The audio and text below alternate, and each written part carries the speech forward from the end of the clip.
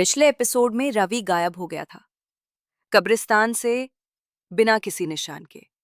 सिर्फ एक रिकॉर्डर मिला जिसमें उसकी आवाज थी, मैं रवि हूं, अगर कोई ये सुन रहा है, मुझे वापस लाओ। बहुत लोगों ने इसे फेक समझा। इंटरनेट पे थ्योरीज आई कि रवि पब्लिसिटी स्टंट कर रहा है या पॉडकास्ट वायरल करने का ड्रामा है। लेकिन अर्जुन चुप था। उसने कुछ पोस्ट नहीं किया, कोई क्लैरिफिकेशन नहीं दी। क्यों? क्योंकि अंदर से वो जानता था ये मजाक नहीं था। उस रात के बाद अर्जुन ने वो रिकॉर्डर बार बार सुना।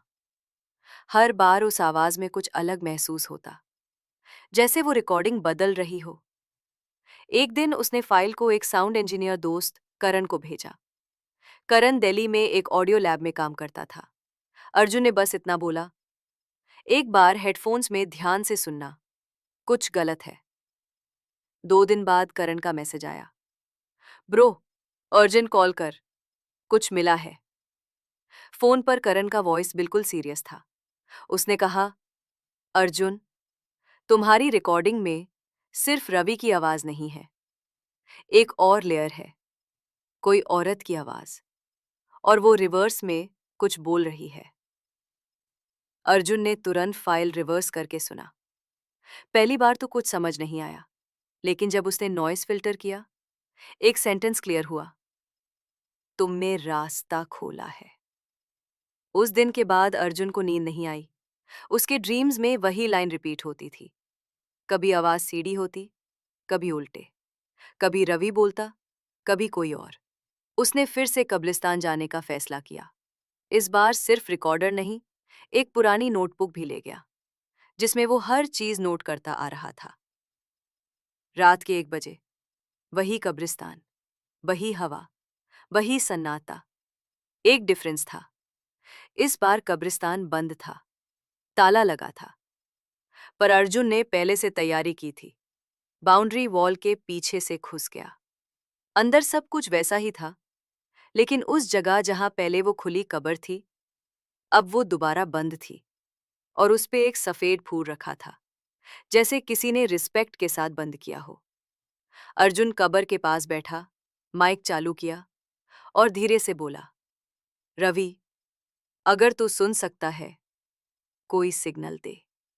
कुछ देर तक कुछ नहीं हुआ, सिर्फ पीपल के पत्ते हिलते रहे। फिर, बिना किसी इनपुट के, रिकॉर्डर में एक आवाज रिकॉर्ड होने लगी, मैं सुन रहा हूं। अर्जुन का हाथ कांप गया। उसने रिकॉर्डर बंद किया। पीठ पे ठंडी पसीना आ गया था। भागना चाहता था, लेकिन कुछ उससे रोक रहा था। तभी उसके फोन पे एक अननोन नंबर से कॉल आया। उसने फोन उठाया। लाइन में सिर्फ स्टैटिक नॉइस थी। फिर एक औरत की आवाज, वही जो रिकॉर्डिंग में थी, अब तू अकेले नहीं है।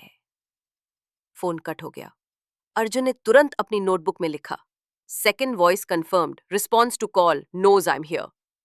वो वापस उसी कबर के पास गया। बेलचा निकाला, मिट्टी हटाने लगा। पहली लेयर में मिट्टी थी, दूसरी लेयर में पत्थर, तीसरी लेयर में कुछ कपड़ा था, जैसे किसी का शर्ट। कपड़ा रवि का था। अर्जुन ने पहचान लिया, वही ब्लैक हुडी जिसमें उसने उससे लास्ट देखा था। लेकिन कपड़ा सिर्फ ऊपर था, नीचे कुछ और था, एक ऑडियो कैसेट। कैसेट पे लिखा था, अगला कदम तुझे गलत जगह ले जाएगा। उस कैसेट के नीचे एक पुरानी घड़ी थी, रुकी हुई, बिल्कुल 2 बजे पे। तभी उसके कंधे पे किसी ने हाथ रखा। अर्जुन ने झटके से मुड़कर देखा, लेकिन वहां कोई नहीं था। वो हाथ का टच ठंडा था, जैसे बर्फ। अर्जुन का दम घुटने लगा। उसने नीचे देखा, उसके पैर के पास एक और कब्र थी, जो पहले नई थी, और उस कब्र पर लिखा था, अगला नंबर अर्जुन।